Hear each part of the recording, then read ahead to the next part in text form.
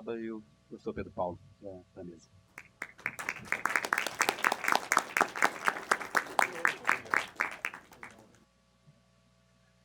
Bom, pessoal, boa tarde a todas as companheiras, os companheiros.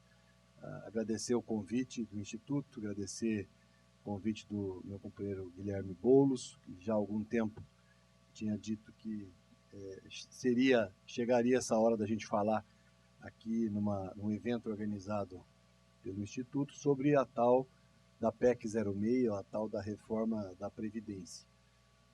Bom, primeiro, não dá para falar da reforma sem contextualizar isso que está acontecendo, né? Reforma não é um negócio que está vindo para organizar a Previdência, está vindo para dar sustentabilidade, absolutamente nada a ver com isso. Essa PEC 06 não tem nenhuma relação com sustentabilidade da Previdência Social ou da Seguridade Social. É exatamente o contrário. Isso, primeiro, não é uma reforma. O que ele está propondo é um ajuste fiscal que bota na conta do trabalhador a reorganização das finanças que eles mesmos desorganizaram. Essa desorganização nas finanças, claro que ela tem um componente da crise mundial, das commodities e tudo mais, mas ela foi agravada, essa crise econômica foi agravada por uma crise política. Quem aqui não se lembra, em 2015, 2014, as pautas bomba, né? Especialmente após a presidência do Eduardo Cunha na Câmara. E o pivô dessa crise com a Câmara em relação à Previdência é que nós havíamos feito um movimento de desoneração da folha para garantir manutenção de emprego, e aqui eu quero fazer um parêntese, uma desoneração que foi, não vou aprofundar, mas de uma maneira geral equivocada, porque você abre um processo de desoneração para manutenção do emprego sem nenhuma contrapartida. Nenhum empresário assinou que ao receber a desoneração do seu segmento, que ele foi por segmentos, ele assinou que ele manteria emprego, que ele manteria algum nível de emprego, que ele manteria algum nível de investimento. Não teve isso. Foi um negócio meio que de graça, né? E, obviamente, o resultado foi que os empresários meteram o dinheiro no bolso e a crise chegou nos empregos. Quando nós acordamos para... Nós que eu digo governo, viu, gente? Eu não tinha nenhuma relação com a economia, não sou economista. Naquele momento eu estava ministro da Previdência, mas eu assumo a responsabilidade porque fazia parte do governo. Então, quando o governo acorda para a questão da reoneração, nós enfrentamos uma resistência enorme no Congresso Nacional, porque o processo do golpe já estava instalado, já estava todo desenhado. E o golpe dependia de um aprofundamento da crise econômica. Porque ninguém sofre um golpe com a economia equilibrada, com a economia gerando emprego, com as pessoas empregadas, com renda, felizes, trabalhando, com distribuição de renda. Não existia golpe nesse momento. Então, o aprofundamento da crise econômica é que justificaria o golpe. Então, as pautas bomba, elas eram necessárias para esse aprofundamento. Então, eu digo que a crise que nós vivemos hoje é fruto de uma irresponsabilidade política de um grupo que queria afastar uma presidenta que não havia cometido nenhum crime. Bom, isso posto, afastaram a presidenta, consumaram o golpe, vozes do além, concluíram o golpe e começaram a implantar a agenda neoliberal, denominada na época Ponte para o Futuro. Todo mundo aqui se lembra que aquele plano do Temer, que na verdade foi escrito por Moreira Franco, por Eliseu Padilha e companhia, a tal da Ponte para o Futuro, que tiraria o país daquela crise. Mas para isso era necessário que o Congresso aprovasse reformas. E a primeira que veio, que foi aprovada, uma PEC, foi a PEC do teto, o congelamento dos gastos sociais por 20 anos, que é um tremendo absurdo. É a contramão do que nós precisamos trilhar. Em seguida veio a reforma trabalhista, sob o pretexto de criar empregos, sob o pretexto da economia voltar a gerar emprego, renda e o país voltar a crescer. E junto com ela veio a PEC 287, que a sociedade brasileira derrotou. Não foi a intervenção no Rio, não foi nada. Foi a sociedade brasileira organizada quem derrotou a PEC 287. E o Temer ajudou muito também. Toda aquela crise que ele se meteu de corrupção, de áudio, de gravação, de mala de dinheiro, aquilo, claro, que enfraqueceu o governo e ele não conseguiu aprovar.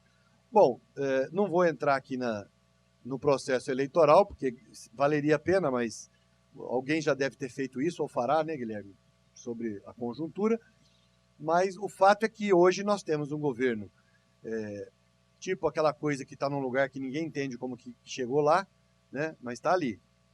Todo dia que eu ouço, gente, em qualquer lugar, o presidente Jair Bolsonaro me dá um nó na garganta. É verdade, porque perder a eleição, gente, é do jogo político, é do jogo democrático. Agora, perder a eleição para isso, né, isso é nada, isso é o anti-ser humano, é o anti-sociedade, é o anti-tudo.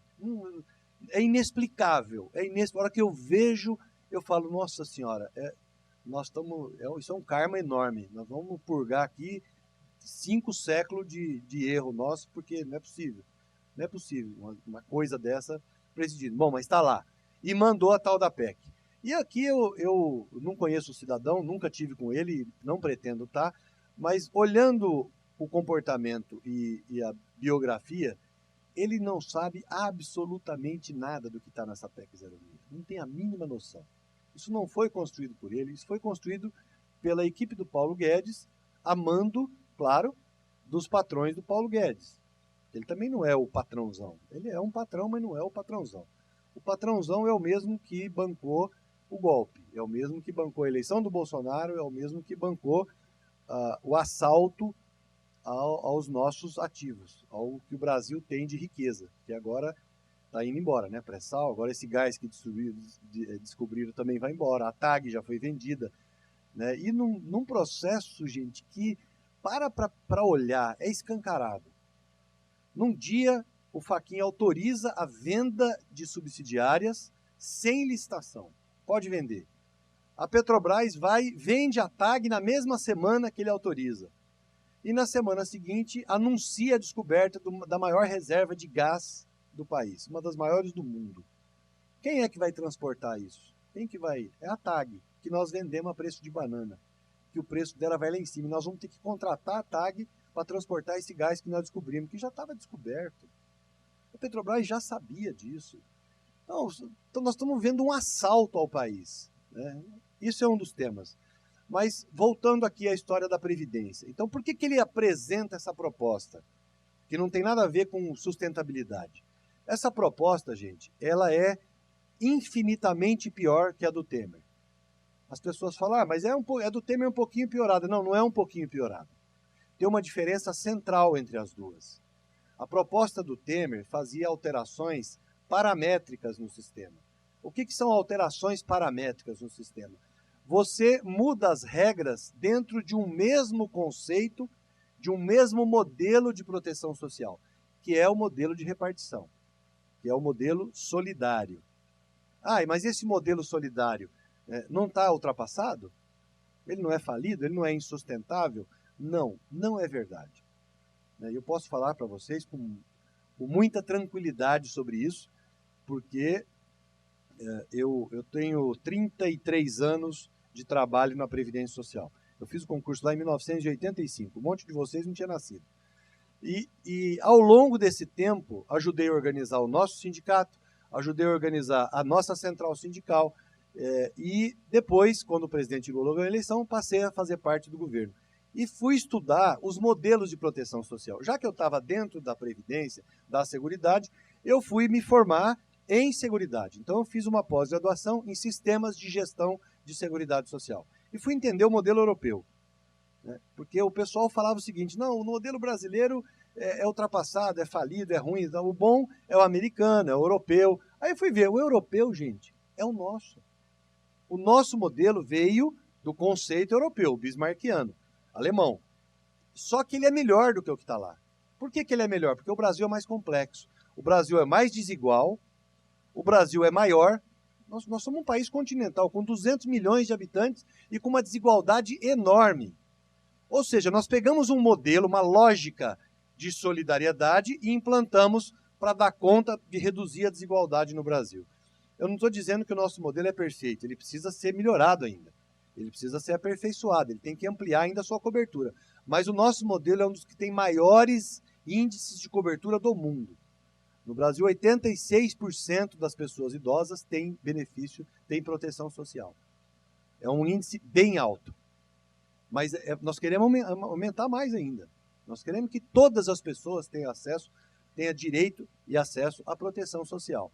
Bom, este modelo solidário, que eles dizem que está quebrado, que é insustentável, que ainda vige na Europa. Os países europeus, que a gente chama de civilizados, ainda adotam o modelo de repartição, o modelo solidário.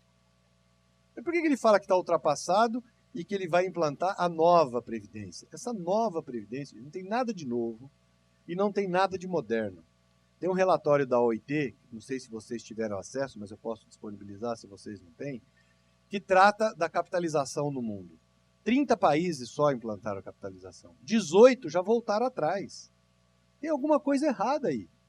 Se 30 no mundo fizeram e 18 dos 30 já voltaram atrás, e os outros 12 estão felizes? Não, não estão. Está aqui o nosso companheiro Mário, do Chile, que vai dizer qual que é a situação no Chile hoje. E não precisa muito, dá um Google aí, NOMAS AFP. Pronto, é 1 milhão de pessoas na rua. O Chile tem 18 milhões e 600 mil habitantes. Põe 1 milhão de pessoas na rua. Ou seja, 38 anos depois, no Chile, essa capitalização produziu miséria, empobrecimento da sociedade, desproteção social e ampliação do capital especulativo concentrado na mão de meia dúzia, literalmente meia dúzia de bancos. Eles dizem que não são bancos, são AFPs. São bancos. O dono da Plan Vital, que é uma das AFPs do Chile, é um banco suíço, e o BTG Pactual, que era até ontem, não sei se ainda é, mas era até ontem do Paulo Guedes. Por isso que ele tem essa ânsia de aprovar a capitalização no Brasil. Eles querem se apropriar de um fundo que tem um valor enorme, um valor social enorme, claro que econômico, mas para nós social, enorme. Eles querem se apropriar disso, que é público, quer colocar na prateleira para os bancos continuarem aumentando o seu lucro. Então, não faz sentido a gente sequer piscar para essa reforma. Não, mas não pode ser bom? Não, não é bom. Esquece. Não há possibilidade de diálogo com a PEC 06. Zero possibilidade. Por quê? Porque ela tem um erro grave na forma, não teve diálogo, e no conteúdo. E o que é a PEC 06? Todo mundo já sabe, mas eu vou dizer aqui, talvez um aspecto pouco abordado da PEC 06. Ela é diferente, como eu disse, da 287, do Temer, porque a do Temer fazia mudança paramétrica. Essa desmonta a lógica de solidariedade. Isso é o mais grave. Na minha avaliação, o mais grave é a mudança de modelo. Por quê? Porque o Estado, ao fazer isso, o que ele está dizendo para o cidadão? São alguns sinais. Primeiro, valorizemos e apostemos na meritocracia. Gente, não acreditemos, nenhum de nós aqui, não acreditemos em meritocracia. Não existe meritocracia. A meritocracia é a forma que a elite quer fazer o pobre se conformar porque que ele é pobre. Assim, se você acordar cedo, você vai ser um cara de sucesso. Se você não acordar cedo, você não vai ser. Como se fosse uma opção das pessoas serem pobres, passar necessidade, não ter casa para morar, não ter emprego. Não é opção, é condição social. A sociedade, ela por si só, ela reproduz a desigualdade. Ela não combate desigualdade. O mecanismo sob o qual nós estamos sujeitos, porque nós estamos sujeitos, não adianta você reclamar. Nós somos regidos por um sistema capitalista. Claro que a gente pode lutar contra ele, que a gente pode buscar uma nova forma de se organizar, claro, devemos fazer isso. Mas não tenhamos ilusão. Hoje, nós vivemos sob uma lógica capitalista. Essa lógica capitalista não protege. Não tem nenhuma chance dela, por si só, proteger pessoas. Proteger pessoas mais frágeis, em situação de vulnerabilidade, não existe isso. O capitalismo reproduz a desigualdade e aprofunda a desigualdade. Então isso, gente, justifica o fato do Constituinte ter colocado no artigo 194 da Constituição. E é isso que eu gosto bastante de chamar a atenção, porque as pessoas, às vezes, caem na armadilha de concordar com o seguinte: mas as regras previdenciárias no Brasil, elas estão inseridas na Constituição, não precisava. Nos Estados Unidos, a Constituição tem, sei lá, 11, 18, 15 artigos, eu não sei quantos tem. É uma mixaria de artigos. Aqui tem 300, 400, para que isso? Precisa colocar na Constituição a regra. E vamos lá, vamos lembrar aqui o que diz o artigo 194 da Constituição. Ela está dentro do capítulo da ordem social, o capítulo da Seguridade está dentro da ordem social, que tem como fundamento o primado do trabalho, isso é importante para nós, e no artigo 194 diz o seguinte: a Seguridade Social será financiada com contribuições de toda a sociedade. Por que será que o Constituinte colocou isso na Constituição? Porque ele sabia, como todos nós sabemos, que eu disse aqui, que a sociedade reproduz a desigualdade. Portanto, é preciso uma política pública que dê conta de reduzir a desigualdade. E quem é responsável por essa política pública? Toda a sociedade. Quem tem mais, contribuindo com mais. E por que isso, essa lógica da solidariedade precisa ser garantida? E eles estão querendo derrubar. Por quê, gente? É o que eu acabei de falar sobre a meritocracia. Nós temos na sociedade, por conta de estarmos sujeitos a essa lógica capitalista, nós temos segmentos na sociedade que não estão ali por opção. Eu não consigo ver, nenhum de nós aqui consegue ver, por exemplo. Eu vou citar algumas categorias, gente, sem demérito a nenhuma categoria, tá? Não tenho essa compreensão. Para mim, todo trabalho ele é necessário, ele é fundamental para uma sociedade conseguir se sustentar. Então vamos lá, o filho do pedreiro. Vocês acham que ele acorda cedo e fala assim: pai, hoje eu não vou bater concreto com você porque eu vou virar engenheiro. Pode ir indo lá que eu vou para a faculdade e eu vou ser engenheiro. Isso não existe, gente. Se ele falar isso, o pai vai falar: filho, você não acordou direito? Dá um peteleco na orelha dele, fala: vamos lá, o cimento está lá, a brita está lá, a areia. Não tem jeito. O cara entra num caixote, fica 3 horas dentro de um caixote balançando para chegar no trabalho e depois mais 3 horas de volta para casa. A vida real, ela é muito dura, ela não é simples. Ela não é pega um metrô e vai para o trabalho ou vai a pé, não é assim não. A vida real do trabalhador brasileiro é muito dura. Não dá opção. Eu visitei uma escola muito legal, chama Martin Luther King, no final da Zona Leste. Não sei se aqui alguém conhece, pelo jeito você conhece. O professor lá, o Wagner, muito gente boa, juntou um grupo de professores da PUC, da USP, e eles dão aula para alunos pobres entrarem na faculdade. É aula de final de semana. Eles se organizaram e montaram esse curso gratuito. E o Wagner me relatou, eu fui lá, passei um dia com eles, dei uma aula lá sobre Previdência, e ouvi vários relatos de gente que passou na faculdade pública e não conseguiu cursar a faculdade, porque não tem grana para pegar o busão. Olha isso, gente. Não tem grana para pegar busão. Parece para nós uma coisa simples. A vida real é dura. Então não tem essa mobilidade. Na sociedade, fiquemos tranquilos ou intranquilos, porque todo dia, todo ano, toda existência, toda geração vai ter gente para fazer o trabalho de pedreiro, vai ter gente para varrer rua, para catar lixo, para passar a noite inteira correndo 20 quilômetros atrás de um caminhão de lixo. Esse segmento estará lá. Pode ficar tranquilo, eles vão estar lá. Por quê? Porque eles não têm opção. A sociedade, sabendo disso, ela tem a responsabilidade de criar políticas para esse cara, quando tiver 50 anos, que não tiver mais saúde para catar o seu lixo, para bater o seu concreto, para assentar o seu tijolo, ele precisa ter uma proteção. Essa proteção está no artigo 194 da Constituição. É o modelo de solidariedade de proteção social. Portanto, gente, é dever de cada um de nós defender esse modelo solidário. Porque o que eles querem implantar é o seguinte: o seu Zé, pedreiro, você vai ter que todo mês contribuir com um valor para a sua previdência própria. Não tem contribuição do patrão, não tem do governo, não tem de ninguém. A sua contribuição vai te sustentar.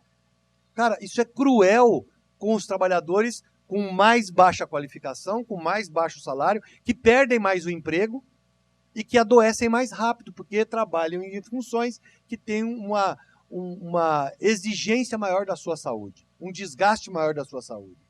Então, o que nós estamos falando, gente, é de uma defesa de um sistema que ele é a diferença entre a civilização e a barbárie. É um divisor de águas. O que nós estamos falando é que nosso sistema é civilizatório. Proteção social mínima, e ela não é paternalista, viu, gente? Ah, mas a Previdência é muito paternalista. Não é. O nosso sistema poderia ser mais protetivo ainda. Tem espaço para crescer a proteção. Né?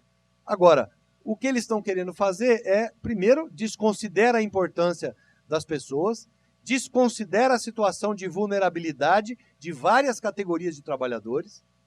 Né? Por exemplo, ao propor o fim da aposentadoria especial, não, mas ele não acabou com a aposentadoria especial. Claro que acabou. Quando bota a idade mínima de 55 anos, um trabalhador que começou a trabalhar com 20, vamos colocar tarde, hein? Tarde, 20 anos, numa mina, que ele pode trabalhar só 35, só 15 anos. Aos 35 ele tinha que parar. Ele tem que ir até 55. Onde é que está o especial aí? Não tem. Não existe. Então, são retiradas todas as condições de proteção mínimas dos trabalhadores. E isso tudo é concentrado na mão da especulação. Por quê? Ao você privatizar a Previdência, porque é disso que se trata, ao você colocar a capitalização individual, você está privatizando. O Estado diz o seguinte, é você com você mesmo. Eu não tenho mais nada a ver com o seu futuro, com a sua proteção.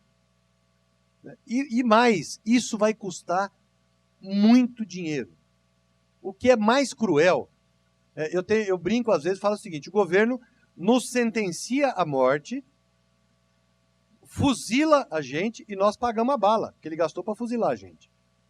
Porque o nosso sistema, e está no artigo 195, quando ele fala que é financiado por toda a sociedade, no 195 ele coloca, as contribuições serão do empregador sobre folha de salários, do empregado sobre folha de salários, a CSLL, que é a contribuição social sobre o lucro líquido, né? Que é contribuição das empresas, e a COFINS, contribuição para o financiamento da Seguridade Social, que é sobre faturamento. Essas três grandes fontes de financiamento, folha de salários, faturamento e lucro, financiam a Previdência, onde tem a contribuição do trabalhador, do Estado e do empregador. O que o Paulo Guedes diz, na maior cara dura, é o seguinte, esse sistema que está aí hoje, financiado por esses três agentes, está quebrado. O que eu vou implantar, ele é sustentável. E ele não tem a contribuição do patrão, não tem a contribuição do governo, tem só a do empregado. Ora, se está quebrado com as três fontes, como é que com uma só ele se sustenta? Esse sistema novo, a nova Previdência, nunca terá déficit. Essa talvez seja a única verdade que ele diz. Ela não vai ter déficit mesmo. Por quê? Porque ela não vai ter proteção. Por que ela não tem déficit? Porque ele muda o conceito da Previdência. O nosso conceito é benefício definido. A nossa Previdência é um modelo de benefício definido. Por que ela é de benefício definido? Porque, mesmo com a complexidade das regras, é possível eu saber qual é o valor do meu benefício. Eu consigo saber. O cálculo é meio complexo, mas vamos lá. Como é que é seu nome? O Daniel chega lá, está com 35 anos de contribuição. É fácil. Ele vai, pega o seu histórico de contribuições, que está disponível para você. Se você tiver o seu celular aí, você entra e pega seu histórico de contribuições. Esse histórico de contribuições, você tira de julho de 94 para cá, 20% das piores contribuições, pega só as 80% maiores contribuições, faz a correção. E a média de julho de 94 até o dia que você fez o pedido. Essa média corrigida é o seu salário de benefício. Ah, mas e qual é o valor da minha renda de aposentado? Depende. Se você conseguiu a regra 85,95 ou 86,96, é 100%. Se não, você cai no fator que a gente não conseguiu acabar com ele. Se for por idade, é 70% do benefício mais 1% cada grupo de 12 contribuições. Ou seja, a regra está estabelecida. Você sabe qual é o valor da sua aposentadoria. No sistema novo, chama-se contribuição definida. Por quê? Porque você só sabe o valor da contribuição. Como é que você vai saber o benefício? Só quando você chegar para a aposentadoria. Então, aos 65, você vai chegar lá e vai falar assim, qual é a minha aposentadoria? O banco vai pegar o valor que você contribuiu. Nesse período, ele já tirou, em média, 33% do valor que você contribuiu. Ele já pegou para ele como tarifa, como cobrança de taxa e tarifa. E esses 67 que sobram, ele divide pela sua expectativa de sobrevida. Esse é o seu benefício. Ou seja, ao final da sua vida, só vai te restar uma opção, comprar um plano de benefício, de previdência, de aposentadoria. Você compra um benefício. E ele vai durar 20 anos. E se você viver 25, azar seu. Ele acaba. 20 anos ele acaba. Acabou o dinheiro, acabou. Você não tem mais socorro em lugar nenhum, velho. Isso é cruel. Isso é cruel. É o que está acontecendo no Chile. Depois o Mário vai falar para vocês. Não é à toa que o índice de suicídio entre idosos no Chile ampliou assustadoramente. Por quê? Idosos, e nós vamos trazer aqui, Guilherme, na comissão, nós vamos trazer viúvas do sistema. Nós já detectamos, convidamos e as pessoas concordaram. Por quê? Porque o idoso, ele relata isso. Ele não quer ser um peso para a família. Porque ele passa a ser um peso para a família. Olha que situação triste, gente. Situação humana triste. A pessoa fica idosa, vira um peso para os filhos e se mata. Eu não quero isso para o nosso país, de jeito nenhum. Aqui é o contrário. Aqui os filhos estão perdendo emprego e ou vão morar com os pais ou trazem os pais para morar, porque tem benefício da Previdência. Ele consegue comer, pelo menos. Os idosos estão socorrendo os filhos que perdem e os netos que perdem emprego. É essa sociedade que nós temos que aperfeiçoar, não a outra, bárbara. E o que esses caras querem empurrar a goela abaixo da gente é que essa é a saída moderna para o Brasil. Não tem nada de moderno, gente. Isso é bárbaro. Isso é pré-histórico. O que nós precisamos fazer de verdade? Precisa fazer uma reforma da Previdência? Precisa. Precisa fazer uma reforma da Previdência. É uma reforma que tira direito? Claro que não, gente. E por que precisa fazer uma reforma? Porque as fontes de financiamento estão desequilibradas. E eu vou dar alguns exemplos para vocês que fica fácil da gente entender. Eu vou pegar o meu exemplo. Eu fui bancário na década de 80. Antes de fazer o concurso, dos 18 aos 20 anos, eu trabalhei num banco. Muitos aqui não tinham nascido, mas quem se lembra de um banco na década de 80, vocês também são muito novos. É difícil. Me ajuda aí, companheiro. Então, eu trabalhei no mercantil. Os bancos na década de 80, gente, tinha muito empregado. Por quê? Vocês imaginam o mundo, você imagina um mundo sem internet? Você não imagina, né? Vocês não sabem o que é um mundo sem internet, nós vivemos. Aliás, sem tecnologia quase nenhuma. Eu trabalhava no caixa do banco, eu tinha uma Burroughs, uma máquina de caixa, que tinha alavanca. Porque a energia não tinha toda hora energia lá na minha cidade, caía muita energia, então você ficava na alavanca. O livro caixa do banco era um livrão mesmo, grandão. E tinha, o borrão, era borrão mesmo, tinha uma folha de carbono, que você escrevia para sair do outro lado. Eu estou dizendo isso para mostrar para vocês que nós tínhamos muitos empregados no banco. Como não tinha tecnologia, você tinha que ter gente. O sindicato estima que da década de 80 para cá, os bancos demitiram 80% dos empregados. Então vamos lá. Década de 80. Nós tínhamos, vamos fazer aqui um cálculo reverso, uma estimativa reversa, nós tínhamos lá cerca de 5 milhões de pessoas recebendo benefício. Hoje tem 35 milhões. Nós tínhamos 5 milhões de pessoas recebendo benefício e os bancos faziam recolhimento sobre aquela massa salarial, porque vamos lembrar, a parte das empresas é sobre folha de salários. Os empregados contribuem sobre folha de salários de 8 a 11 e as empresas 20%. Então o banco recolhia naquela época 80% a mais do que recolhe hoje. Porque nós perdemos, aqui conta de padeiro, tá? Conta rasa. Perdemos 80% da mão de obra, significa que lá atrás os bancos pagavam mais 80% do que pagam hoje. Eram 5 milhões de beneficiários. Hoje tem 35 milhões de beneficiários. Os bancos pagam só 20% do que pagavam lá atrás.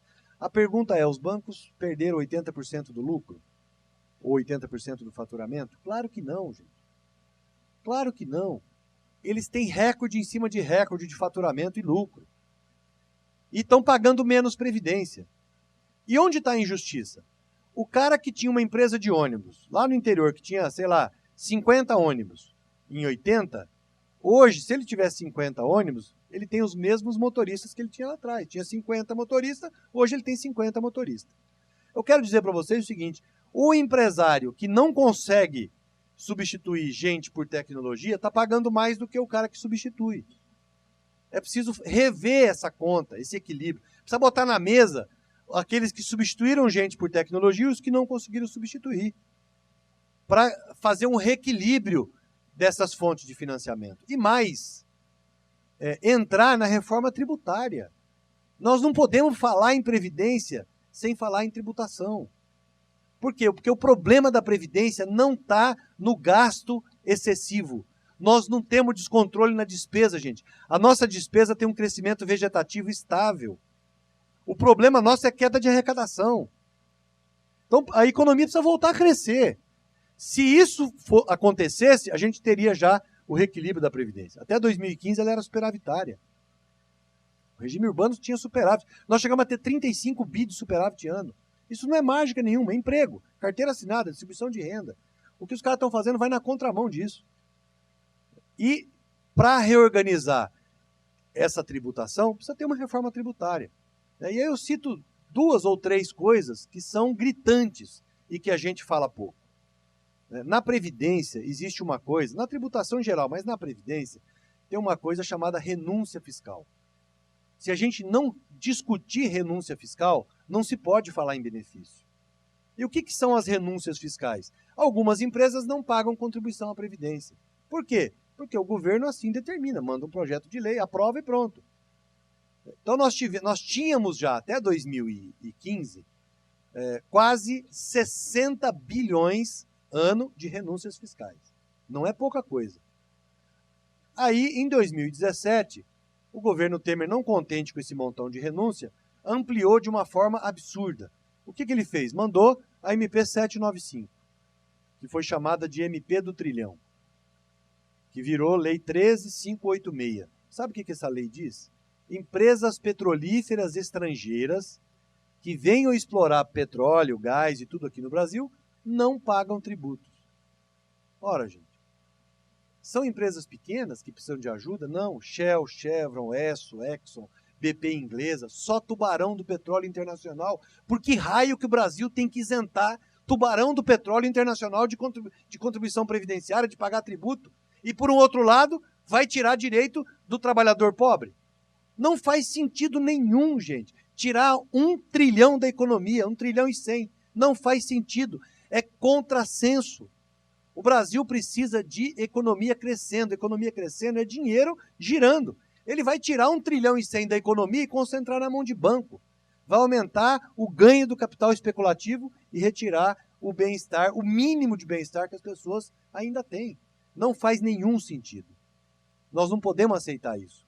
A primeira coisa que um governo que tem um pingo de vergonha na cara devia fazer é, primeiro, revogar a PEC 95, o teto dos gastos.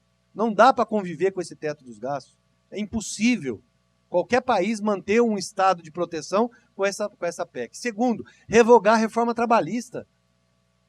O contrato intermitente de trabalho é escravidão pura. A reforma trabalhista já inviabiliza a Previdência no que diz respeito à arrecadação. Claro, você fragiliza a regra a relação do trabalho, o contrato de trabalho, você fragiliza a arrecadação previdenciária. E, por fim, você mexer nos tributos do andar de cima, porque não se mexe. Todo mundo aqui deve saber, mas eu vou dizer, distribuição de lucros e dividendos no Brasil é isento de imposto de renda. Gente, não é possível isso. O trabalhador acima de R$ 1.900 paga imposto de renda. Eu vou falar de dados, porque estão no jornal. No último semestre do ano passado, no final do ano, o dono do Itaú fez a sua retirada para o Labore. Porque é assim que funciona. Rico não tem salário, faz retirada. Ele tirou 6 milhões de reais de retirada. Pagou quanto de imposto de renda? 0. 0 de imposto de renda. O salário dos caras executivos, aí, esse da Vale, eu fui saber porque ele foi inquirido lá no Congresso, chamaram o cara para depor, e aí saiu o salário dele. R$ 1.600.000 por mês de salário. paga 0 de imposto de renda, gente. Fala sério. Então, nós precisamos rediscutir isso. Distribuição de lucros e dividendos tem que pagar imposto de renda. Eu pedi um estudo ao professor Amir Cair, que foi secretário aqui em São Paulo, e ele falou, Gabas, eu não vou mexer em nenhuma vírgula da regra. Eu vou aplicar a regra atual do imposto de renda para toda a sociedade. Vamos ver o que dá de arrecadação. Dá 92 bilhões ano de arrecadação. Se aplicar a mesma regra, o que eu acho injusto. Eu acho que precisa subir a alíquota para quem ganha mais. Porque quem ganha 1.600.000 pagar 20, se pagasse 27,5 de imposto de renda, paga 0. Mas se pagasse 27,5, ainda é injusto. Com quem ganha 6 mil, que paga 27,5. Porque você tira 27,5 de 1.600.000, sobra muita grana ainda. Você tira de 6 conto, faz falta. Então, são essas alternativas, são essas discussões que a gente precisa levar ao Congresso Nacional. Não dá para a gente aceitar. O relator aprovou agora, apresentou o novo relatório. Aí tem muita gente comemorando. Nossa, vitória nossa, agora estamos tranquilos. Não, não estamos tranquilos. Ele mantém a regra de cálculo com 60% de toda a média. Ele mantém todas as regras que restringem pensão, que restringem aposentadoria especial, que restringem, acaba com a periculosidade em serviços que têm essa periculosidade, que são proteção, são regras de proteção ao trabalhador, aumenta a idade para as mulheres. Então, mas ele tirou os rurais, tirou o BPC, tirou uma ova, gente. Esse movimento que o Samuel Moreira fez, na minha avaliação, é aquele movimento que a gente faz de recuo para acumular força para ir para cima depois. Eles vão voltar com a capitalização no plenário. Eles vão voltar com o BPC no plenário. Eles vão voltar com rurais no plenário. Aliás, rurais, a 871 já destrói a aposentadoria rural. A 871 já impede que o trabalhador rural, a MP que foi aprovada. Eu critiquei muito o acordo que foi feito no Senado. O Senado poderia ter barrado, deixado caducar essa MP. Acabaram fazendo um acordo que disseram que foi bom. Eu não vi nada de bom nesse acordo, porque aprovaram a 871. E a 871 acaba com a responsabilidade do Sindicato dos Trabalhadores Rurais de reconhecer a condição de segurado especial. Ele vai ter a condição reconhecida como? Ele vai ter que ir numa Emater, com uma declaração de próprio punho, para o cara carimbar. Onde é que ele vai achar isso, gente? É o fim da aposentadoria rural, do acesso à aposentadoria. É restrição pura. Então não dá para a gente vacilar. Não dá para comemorar. Não temos espaço para comemorar. Né? Eu estou aqui todo dia dando F5, torcendo para o tio Grivaldo. Vocês conhecem o tio Grivaldo, né? Grivaldo é o apelido que nós demos ao Glenn. Porque o nome dele é tão difícil de falar, porque é mais fácil falar Grivaldo, que todo mundo vai saber, né, que é o Glenn Greenwald. E dizem que o Bolsonaro só não deportou ele ainda porque não consegue falar o nome dele, porque se conseguisse, já tinha mandado ele embora.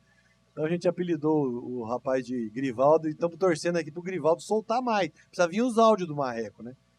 E se vier os áudios com aquela vozinha dele, nós vamos saber o que é. Esse processo ajuda a gente a fragilizar a reforma da Previdência no Congresso Nacional. Ele não é fator determinante. Fator determinante é mobilização social.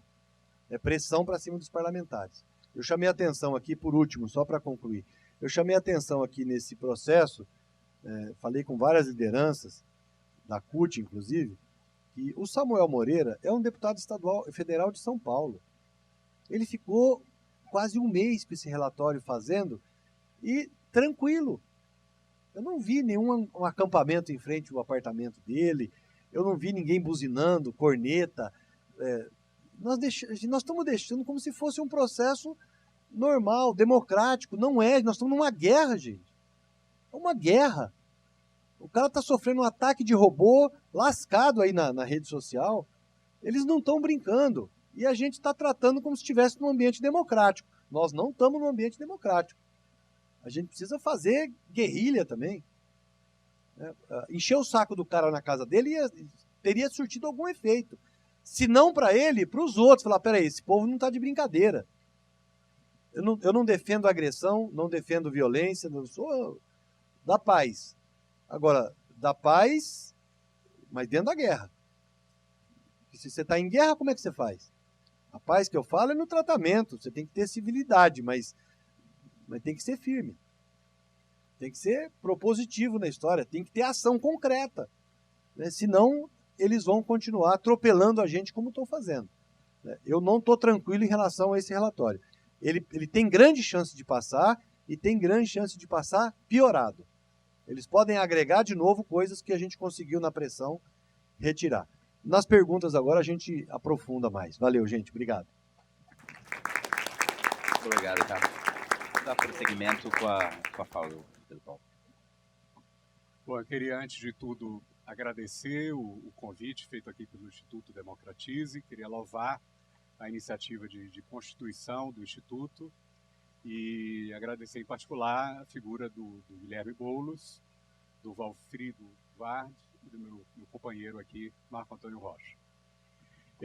Eu preparei uma apresentação que, na verdade, no programa inicial estava organizada para ser feita depois da apresentação do Gabas, da Denise Gentil e do Gabas, que são dois dos grandes especialistas em previdência no Brasil.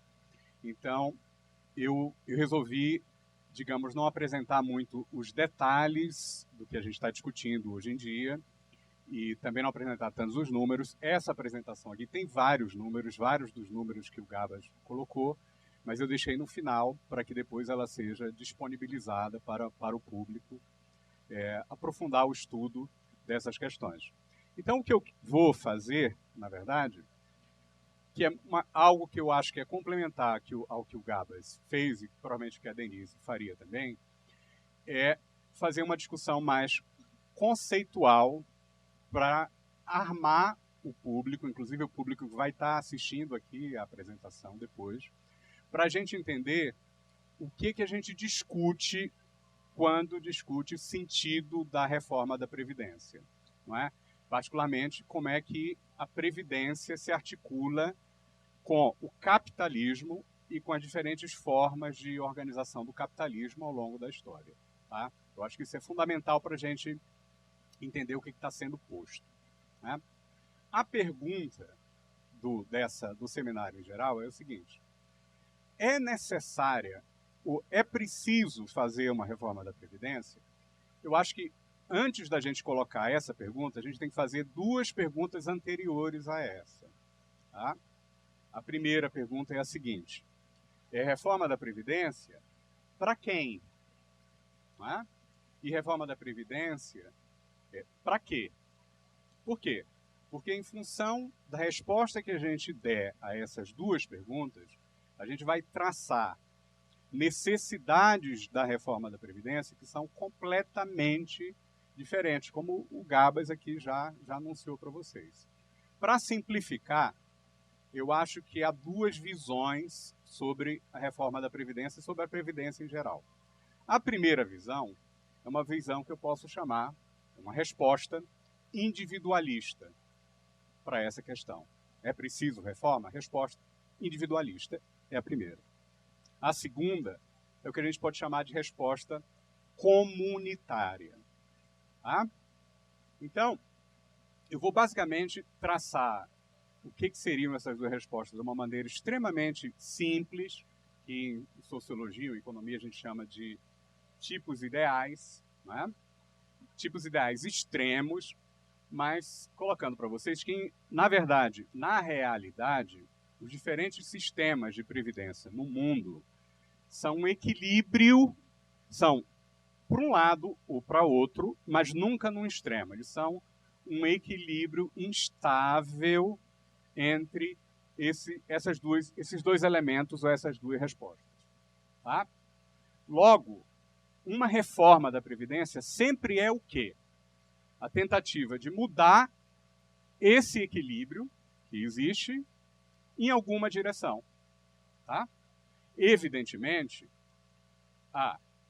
como vocês já aprenderam aqui com a exposição do Gabas, a reforma, o sistema de previdência que a gente tem no Brasil é um sistema que está baseado numa resposta comunitária para o problema da Previdência.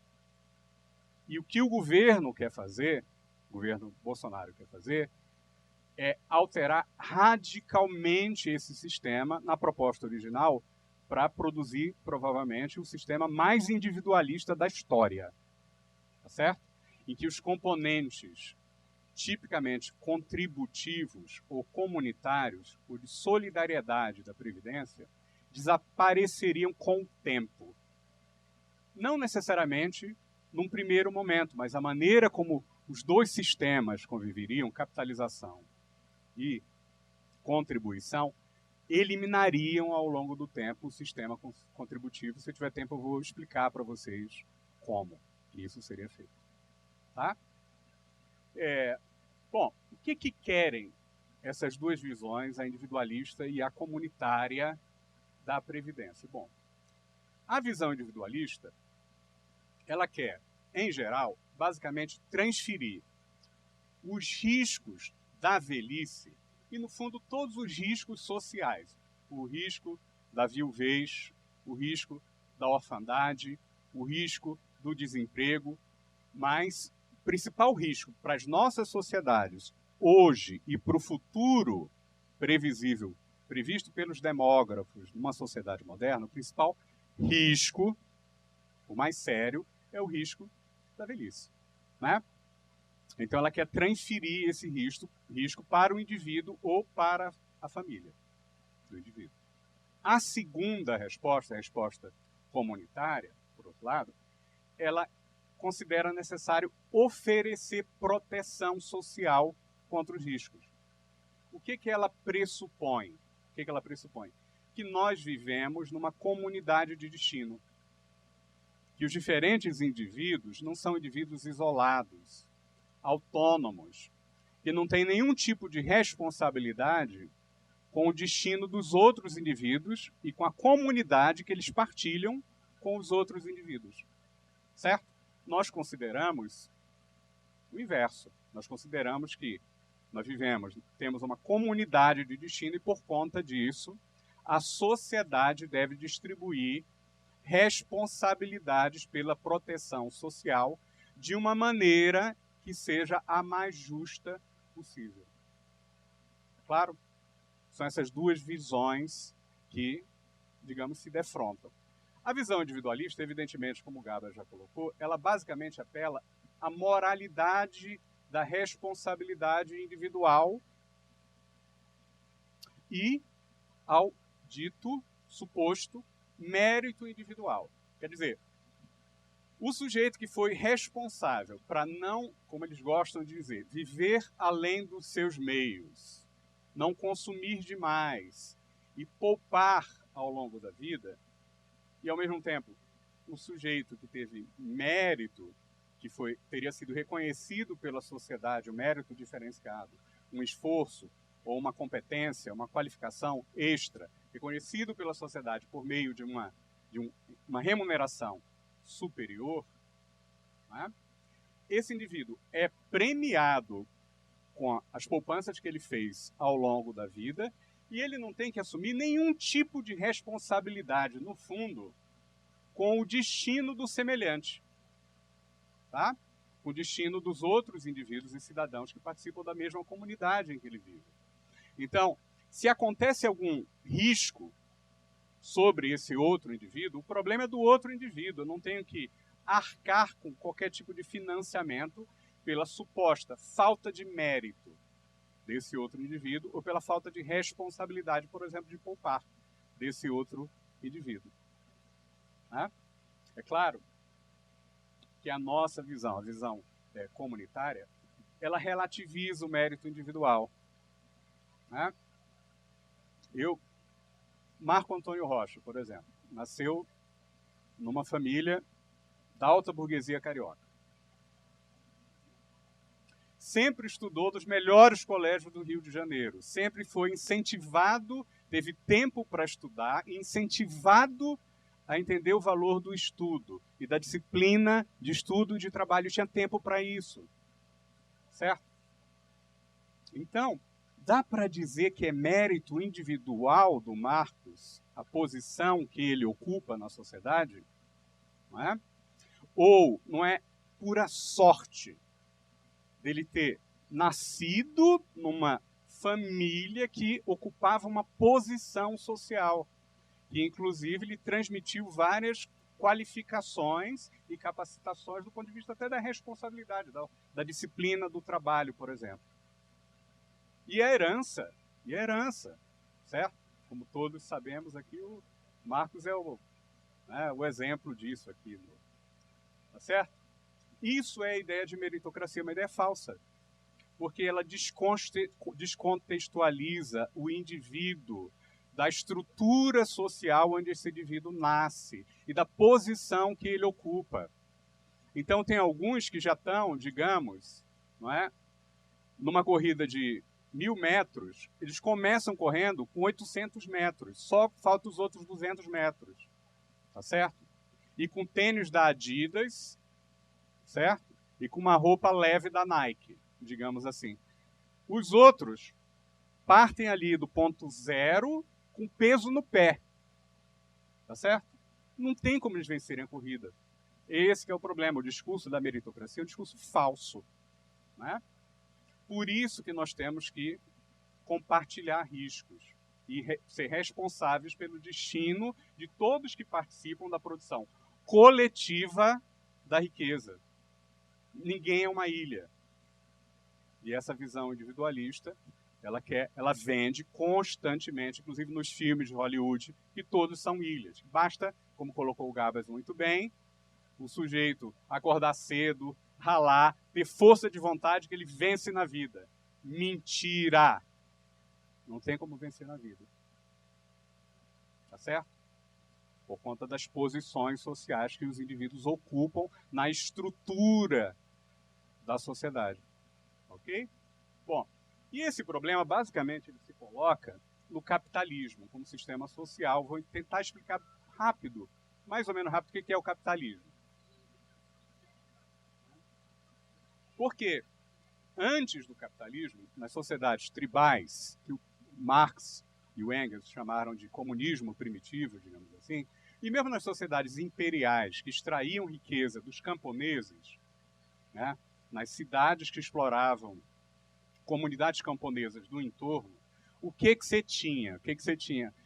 Um dever moral de proteção do órfão, do viúvo ou da viúva e dos idosos. Aí um dever moral, você não pode deixar essa pessoa perecer. Ela não é responsável pelo destino, pelo que aconteceu, ou leproso. Né? Todas as sociedades e todas as religiões preveem algum tipo de proteção e piedade com o próximo. Tá certo? Então, é o capitalismo que, no fundo, desestrutura essas organizações comunitárias e difunde as práticas. E, junto com as práticas, as éticas individualistas. E aumenta também, tem isso, o capitalismo também aumenta a expectativa de vida, de um modo muito desigual. Essa tabela aqui mostra isso claramente. Olha, até 1900, no mundo, a média de vida era 31 anos de idade. 1900. Tá certo? E no Ocidente, até 1820, com a Revolução Industrial, que institui o capitalismo no Ocidente, a média era 36 anos de idade só. Claro? Então, em 2 séculos, você triplicou a média de vida, mas, quer dizer, duplicou, quase triplicou a média de vida, tanto no Ocidente quanto no mundo em geral. É claro? Não é preciso tirar foto, porque eu vou disponibilizar aqui esse PowerPoint para vocês. Ok? Bom, a Nancy Fraser, que é uma socióloga, filósofa americana, ela define o capitalismo como o quê? Como uma ordem social institucionalizada. O que faz o capitalismo em relação aos impérios e às comunidades? Ele separa as esferas da sociedade. Ele separa a esfera da economia do que a gente pode chamar da esfera da reprodução social, a esfera do Estado e a esfera da natureza. E essa separação não existia antes do capitalismo. Né? Então, o que é a reprodução social? É tudo aquilo que se realiza para reproduzir as pessoas. É a família, é a educação, é a saúde, é a aposentadoria. O que é o Estado? é um poder político concentrado que é constituído no capitalismo para proteger a vida e a propriedade. E a natureza, ela é entendida como fonte inesgotável de insumos para as atividades econômicas e espaço de descarte dos rejeitos. Agora, brinquei tanto com essa coisa do Bolsonaro que ele falava dejeitos, rejeitos, rejetos. Eu já não sei mais como é que é o certo, sinceramente. Certo? Então, e evidente, o capitalismo, além de fazer essa separação, ele separa o trabalhador da propriedade dos meios de produção e revoluciona as tecnologias para ampliar a produtividade, reduzindo o custo do trabalho, economizando o trabalho. Então, a tecnologia amplia o mercado de trabalho para não aumentar o salário, ela segura o salário, mas, ao mesmo tempo, aumenta a produtividade que vai para os proprietários dos meios de produção. Então, o capitalismo tem uma tendência de concentração enorme da riqueza e da renda. Essa é a tendência do capitalismo. E, uma vez instituído, não tem meritocracia que explica as posições que as pessoas ocupam. Tá? A pessoa nasce numa família que tem meios de produção ou não nasce. Nasce filho de uma família de classe média, podendo entrar no mercado de trabalho com 32 anos, ou entra no mercado de trabalho com 10 anos de idade. Certo? É isso. É isso. E o progresso técnico está orientado para reduzir custo do trabalho, reduzir custo de regulação ambiental e reduzir custo fiscal também. Né?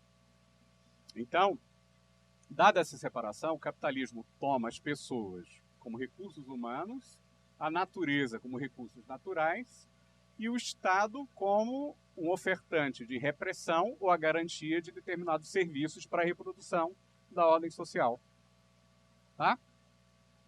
É assim que está estruturado o capitalismo. Então, isso coloca uma enorme contradição, porque o capitalismo, nessa tendência, nesse impulso de reduzir os custos de reprodução do que ele toma como recurso, né? O recurso humano, recurso natural e recurso público, ele busca transferir os custos e os riscos da própria reprodução do capital. E ao fazê-lo, ele tende a produzir crise nessas outras esferas que estão separadas dele. A esfera da reprodução social, a esfera da natureza, a esfera do Estado. Né?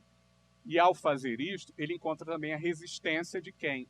Dos humanos, das comunidades. Porque as comunidades não querem a destruição e a redução dos custos da reprodução social, dos custos da família, dos custos com a manutenção dos idosos. Não querem isso. Não querem que a natureza seja tomada apenas como fonte barata de insumos ou de descarte. Não querem que o Estado sirva apenas para dar porrada, para defender a propriedade e os contratos. Tá certo? Né?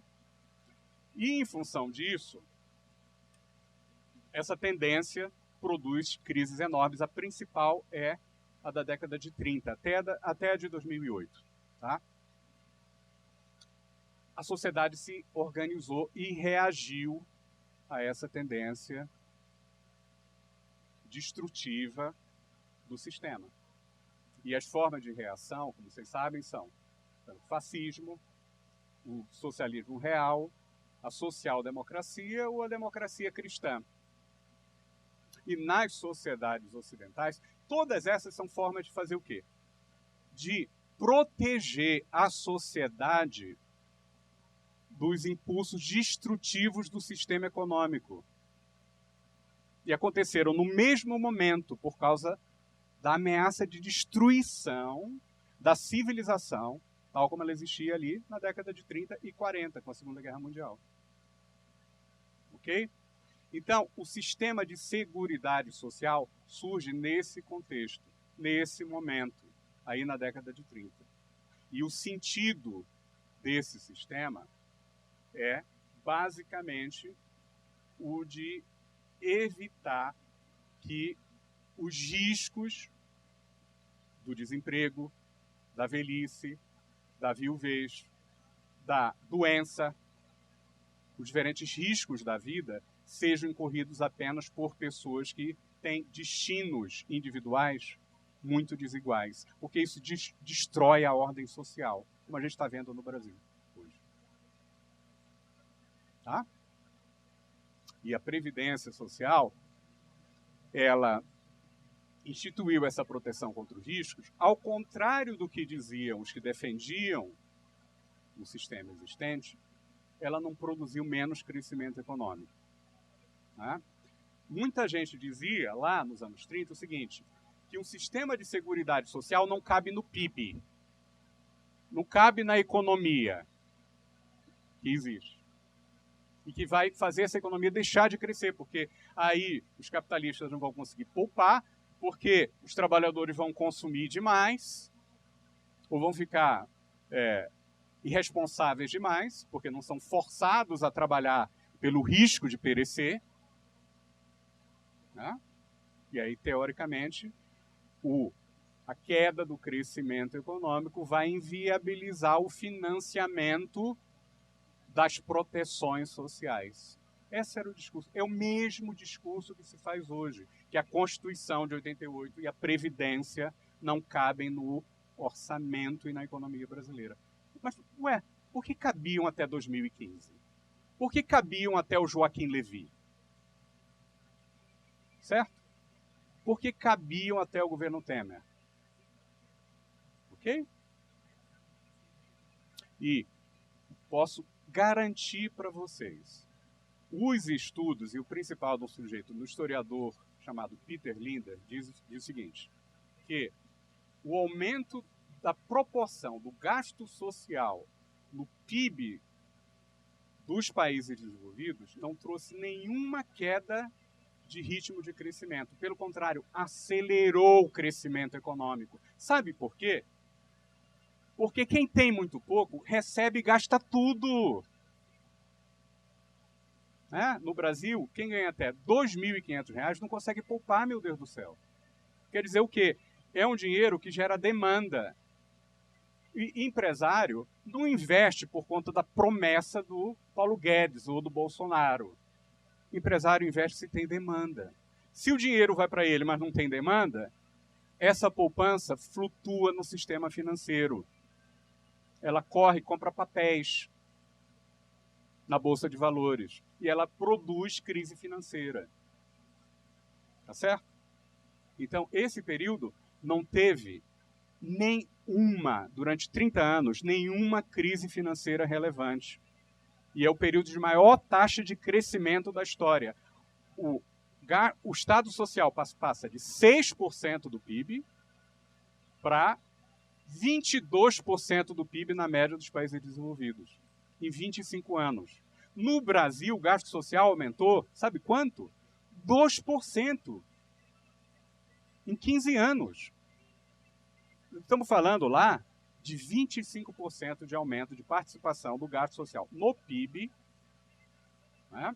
Pouco menos que 25%, na verdade, em pouco mais de 20 anos. E isso não destruiu o crescimento econômico. Pelo contrário, acelerou o crescimento econômico. Posso garantir para vocês. Tá certo? Tá? Só que na década de 70, para a gente entender por que está colocada essa questão da crise da Previdência, né? Não só no Brasil, mas todos os países, né? Capitalistas, inclusive avançados. Basicamente, na década de 70, você tem uma crise econômica e a solução, na correlação de forças, vence os interesses dos empresários e de uma parte das classes médias que queriam redução, porque se achavam, na verdade, portadoras de um mérito superior e queriam redução do gasto público para os de baixo. Digamos assim, elas queriam neoliberalismo para os de baixo, mas não para elas. certo? Então, o neoliberalismo é a vitória dessa norma individualista da competição em todas as esferas da vida. Né? Está nos meios de comunicação, captura o Estado. As empresas podem dizer que vão fugir para lugares que oferecem custos salariais, tributários ou de regulação ambiental menores para forçar um rebaixamento das proteções ao trabalho, à natureza e aos impostos. Está claro? E o progresso técnico é orientado para a redução de custo, como colocou o Gabas. Os trabalhadores do setor bancário brasileiro desapareceram. Não desapareceram, mas hoje são 10% do que eram há 20 anos atrás. E vai ser assim com boa parte dos ramos industriais que pagam melhores salários no Brasil. Isso já se manifestou desde a crise de 2008. Né? O Brasil criou 2 milhões de empregos industriais, 2 milhões e 200 de empregos industriais entre 2003 e 2008. Perdeu metade disso depois de 2008 a 2014. E mais a outra metade depois de 2014. E a tendência, em geral, é essa. Tá? Então a pergunta que a gente coloca é claro que esse sistema, esse capitalismo desregulado, liberado das proteções, o que ele produz? Crise da reprodução social. No mundo inteiro. No mundo inteiro. Que é prolongamento da jornada de trabalho, ausência de licença maternidade ou paternidade, porque tudo isso é o quê? Custo para acumulação de capital, direto ou indiretamente, por meio do sistema de impostos. Redução de férias, de descanso semanal, creches, escolas, isso é reprodução social. E aposentadoria. Tá? E toda a infraestrutura social. Produz também crise da natureza, porque aí o capital corre em direção a lugares em que a proteção de meio ambiente é menor, porque o custo da regulação ambiental é menor. É simples. Certo? E crise do Estado, porque força uma redução de impostos, no fundo, porque é mais barato comprar político, comprar campanha de político e fazer lobby. É mais barato do que pagar imposto, no fundo. Tá certo? E ameaça, se não houver redução de impostos, foge para outro lugar. Foi o que aconteceu no governo Fernando Henrique. Acabou o imposto sobre lucros e dividendos no Brasil. A alíquota de imposto de renda caiu para 25%, a máxima, para 25%. E era, quando chegou o Fernando Henrique, 35%, caiu para 25%. E, para quem é dono de empresa do capital, como ele colocou, não tem nem taxação. Inclusive para PJ, o trabalhador autônomo, qualificado, né, que cria uma empresa dele mesmo, digamos assim, não paga. O jornalista, então, meu Deus, 90% não paga imposto, tá? Não conta para ninguém, senão ninguém me entrevista mais. Tá? Mas é assim, quer dizer, com vários advogados, economistas, jornalistas, estou falando isso porque eles sabem e eles, creio eu, estão dispostos a rediscutir isso numa reforma geral. Eu creio que sim, se a gente discutir seriamente. Tá? Ok? Então, isso produz, evidentemente, aí exige subsídio para poder competir internacionalmente. E esse dinheiro que não é investido na produção circula para comprar papel e generaliza crises financeiras, que depois, quando ocorre a crise financeira, o Estado tem que bancar o prejuízo do banco, porque o banco é grande demais para falir, porque se ele falir, ele destrói a economia como um todo.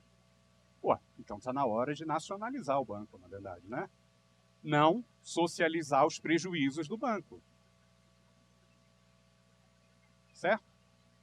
Então é esse, digamos, é isso que, na verdade, produz a crise que a gente está vendo no mundo inteiro hoje. A crise de 2008 é resultado desse capitalismo desregulado e ele produz enorme crise fiscal, que tensiona todos os sistemas de proteção social no mundo e destrói emprego. Só que a sociedade, esse sistema, do jeito que ele existe, não cabe na sociedade. Porque a sociedade não cabe nele. Porque a natureza não cabe nele. Porque o Estado não cabe nele. Mas então o problema é dele. O problema não é da Previdência, o problema não é do gasto social, o problema não é da natureza, o problema não é da reprodução social, o problema não é dos velhos que, como colocou o Gabas muito bem, felizmente podem viver mais. Só que isso é considerado, né, um enorme problema, um terror. Porque a humanidade pode viver, sei lá, em média, 120 anos, 130 anos. Mas, eventualmente, pode perder a capacidade de trabalho ou pode não ser desejado como trabalhador, na verdade, com 60 anos. Porque tem jovem que está disposto a receber menos para fazer o mesmo trabalho. E aí o que você vai fazer com um sujeito que fica 60 anos fora do mercado de trabalho? Vai morrer? Porque não tem recurso fiscal? Tá certo? É esse que é o dilema que está refletido no Brasil e, na verdade, no mundo inteiro. Né? A visão individualista, o que ela diz? Vocês ouvem toda hora. Né? Ela diz o seguinte, que há um custo fiscal insustentável da Previdência por causa do terror do aumento da expectativa de vida. Qual é o problema dessa visão? Falando simplesmente. Basicamente, dois problemas. Ela naturaliza. Primeiro, a carga tributária, como colocou o Gabas. Muito bem. Né?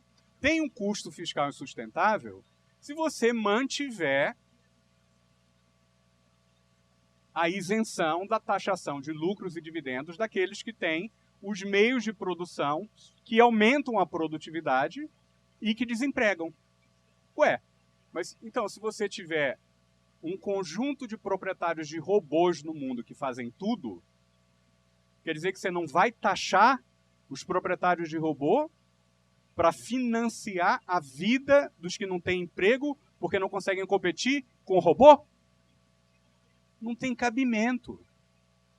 Tá certo? O fato de que há robôs é ótimo, porque aponta para um horizonte de emancipação que a humanidade sempre imaginou nas religiões, era para depois da vida.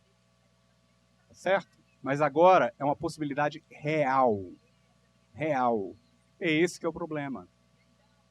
No fundo, é isso que a gente está vendo, porque esse sistema se reproduz com uma enorme concentração da riqueza, e essa concentração da riqueza, ela utiliza cada vez menos recurso humano, porque está orientado para aumentar a produtividade do trabalho e reduzir o custo do trabalho e a necessidade de trabalho. É muito mais barato ter robô.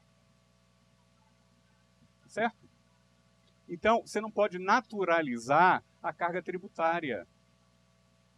Justamente porque o aumento da produtividade... Bom, aí eles falam assim, mas aí não vai ter trabalhador. Então, se não tem trabalhador, de onde vai vir a contribuição na folha salarial para pagar a previdência dos que não trabalham mais? Ué, mas se não tem emprego e não tem dinheiro para a previdência, o que vai acontecer com, sei lá, 90% da humanidade? Se ela não tem acesso aos meios de produção. Vai morrer, simplesmente? Claro que não. Né? Você vai taxar, tem que taxar a riqueza. Há diferentes formas de riqueza. A renda da propriedade, como colocou o Gabas muito bem, né? Você pega 20, no caso brasileiro concreto, vai lá, sei lá, 20 milhões de eliminar juros sobre capital próprio. Que é uma coisa que só existe no Brasil. O sujeito que não toma juros, ele isenta do pagamento de imposto de renda esses juros que ele não tomou. Uma loucura. Só tem no Brasil. 20 bilhões. Mais 50 a 95, 100 bilhões do imposto sobre lucros e dividendos. Aí já tem 120. Claro. E o que mais, Gabas? Imposto sobre fortunas. renúncias fiscais, cobrança da dívida ativa, certo? São pontos que eu vou colocar, o que reforma que a gente precisa, na verdade, um pouco depois. E a segunda coisa que naturaliza é o seguinte, é a capacidade etária para o trabalho. Porque, está dizendo aqui, a vida vai prosseguir. Ué, mas quer dizer então que a capacidade etária para trabalhar vai acompanhar a expectativa de vida? Claro que não vai. Se a pessoa trabalhar daqui, sei lá, 30 anos ou 40 anos, a expectativa de vida passa a ser, otimisticamente, 110 anos, vamos supor. Tá certo? Isso quer dizer o quê? Que a pessoa vai ter que contribuir 70 anos, ou contribuir, sei lá, 40 anos ou 50 anos e trabalhar 80. É isso?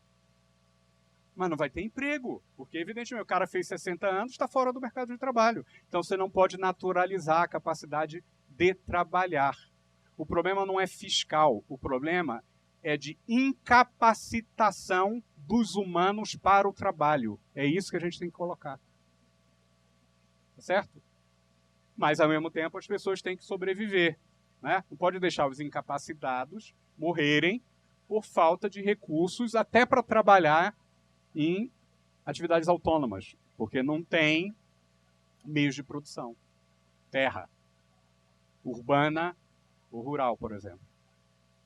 Certo? Então, evidentemente, não preciso dizer aqui que o Bolsonaro é neoliberal, porque o programa dele é direitos para as corporações. Se possível, com tratados na OCDE ou direto com os Estados Unidos. Primeira coisa. Cede autonomia nacional para dar direito para a corporação global. Segundo, permite predação da natureza e de terras indígenas quilombolas em nome do desenvolvimento. Reduz os custos de proteção ambiental, os custos regulatórios diversos. E expande a esfera da mercantilização para a educação. Né? O Weintraub já disse que ele quer apoiar o ensino superior privado, que não pesquisa, que é uma privada, na maioria dos casos.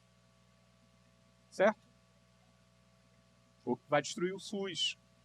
Quer dizer, vai jogar os indivíduos para fora do orçamento público. É essa que é a ideia. Os indivíduos não cabem no orçamento público. Não tem, então, dimensão distributiva. E a Previdência, evidentemente, não dá para dizer que ela quer reduzir privilégio quando 90% do total da economia prevista pelo governo, 4 trilhões e meio em 20 anos, 3 trilhões e meio é com quem recebe até R$ 4.700. E a maioria que recebe um salário mínimo ou 2. Claro. Evidentemente, o objetivo não é esse. O objetivo, como a gente sabe, como o Gabas colocou, vocês estão cansados de saber, o objetivo é basicamente jogar de volta os riscos da velhice para os indivíduos e para as suas famílias em condições que eles não têm capacidade de incorrer nesses riscos. Quer dizer, é colocar, na verdade, os velhos na inanição, como ocorreu no Chile. Né? Tenho vários dados aqui para apresentar para vocês. Por que que a reforma vai aumentar o desequilíbrio fiscal? Anteontem, saiu o custo o passivo atuarial do sistema de servidores públicos. 1 trilhão e 400 bilhões. O ministro da Fazenda do Temer falou que era 7 trilhões o custo da capitalização total. Ué, toda essa destruição do sistema de seguridade vai pagar um pouco mais da metade desse custo. Tá certo? Então, evidentemente que o objetivo não é resolver a questão fiscal. Resolver a questão fiscal é você alterando as fontes de financiamento da seguridade. Na linha mesmo que o companheiro Gabas colocou aqui. Né?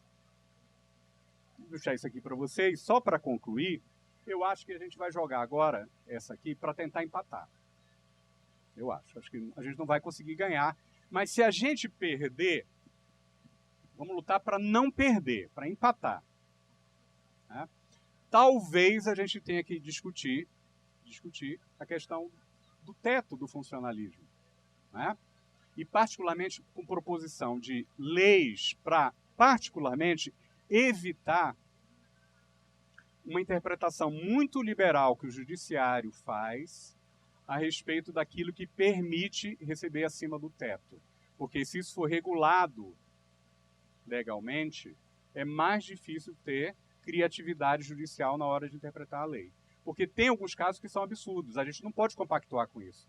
A gente defende uma previdência solidária e com contribuição, mas não aceita escândalos e privilégios exagerados, que não tenham nem referência com um tipo de serviço e compromisso com a coisa pública. Tá certo? Agora, para concluir, o que a gente tem que fazer? A gente tem que atualizar continuamente neste instituto aqui, Democratize, os dados sobre trabalhadores descobertos pela nova Previdência. Né? A gente tem condição de ver, em função, por exemplo, daqueles que não contribuem, da evolução dos trabalhadores formalizados ou não formalizados. Tem que estudar isso. Né? Para a gente poder ganhar a luta depois, na volta. Tem que discutir, como colocou o Gabas, a injustiça tributária, os subsídios e as isenções fiscais de contribuições para a Seguridade ou não. O estoque da dívida ativa. Os valores são absurdos, impressionantes. Né? A sonegação fiscal, a perda de formalização do trabalho por conta da reforma trabalhista, inclusive. E o que a gente tem que fazer é discutir quais serão, se houver, os lucros da capitalização. Podem ser escandalosos, podem chegar até, em 10 anos, dá para fazer a projeção, dependendo do que ocorrer, até 350 bilhões em 20 anos. Tá? E a gente tem que fazer, evidentemente, propostas para resolver cada uma dessas mazelas que a gente vai identificar aqui ao longo do tempo. Né? Essa tarefa de análise é da gente, mas o mais importante é que os movimentos sociais, os partidos políticos e os líderes, não é, populares, como o Guilherme Boulos, por exemplo, façam propostas com mensagens claras para o povo entender quais são as mazelas e como é que a gente pode resolvê-las. Porque a primeira tarefa, no fundo, é relativamente fácil, que é a tarefa dos intelectuais. Né? A tarefa difícil é dos movimentos sociais e dos partidos políticos, a gente sabe. A gente fica no escritório, né, Marco? É fácil. Mas é fácil. É muito fácil.